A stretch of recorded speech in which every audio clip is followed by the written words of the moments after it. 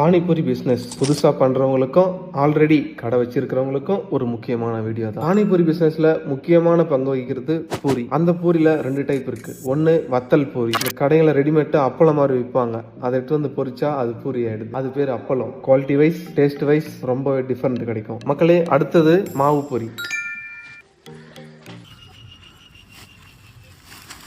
இந்த மாவு பூரிலுமே சில வித்தியாசங்கள் இருக்குது. எப்படின்னா, ஈஸ்ட்டு போடுவாங்க, கலர் கம்மியாக எடுப்பாங்க, அரை வேக்காடு சொல்லுவாங்க. அது மட்டும் இல்லாமல் கலர் விட்டு எடுக்கணும். அந்த கலர் விட்டு எடுத்தால் கடையில் வரைக்கும் கொண்டு போய் சேர்த்துறது ரொம்பவே சிரமம். மேலும் அந்த பூரி மாவு காலில் மாவு பிசைஞ்சு தயாரிக்கப்படாததாக இருக்கணும். மிஷின் மூலியமாக தயாரிக்கப்பட்ட பூரியாக இருக்கணும். அப்படி மிஷினில் மேக் பண்ணி பொரிச்சு எடுத்துகிட்டு போய் கடையில் சேர்த்துறது ஒரு ஈஸியான டாஸ்க் இல்லை. ஸோ உங்களுக்கு கடைக்கு தேவையான பூரியை குவாலிட்டியாகவும் தரமானதாகவும் குவாலிட்டியில் எந்த ஒரு காம்ப்ரமைசேஷனும் பண்ணாமல் இப்போதைக்கு நம்ம திருப்பத்தூர்ல இருந்து அரக்கோணம், காஞ்சிபுரம், செங்கல்பட்டு வழியாக சென்னை முழுக்க, செங்கல்பட்டு முழுக்க நம்ம டெலிவரி பண்ணிட்டு இருக்கோம். ஸோ உங்களுக்கு தேவையான பூரியை முன்கூட்டியே ஸ்க்ரீனில் கொடுத்துருக்க நம்பருக்கு கால் பண்ணி ரெஜிஸ்டர் பண்ணிக்கோங்க.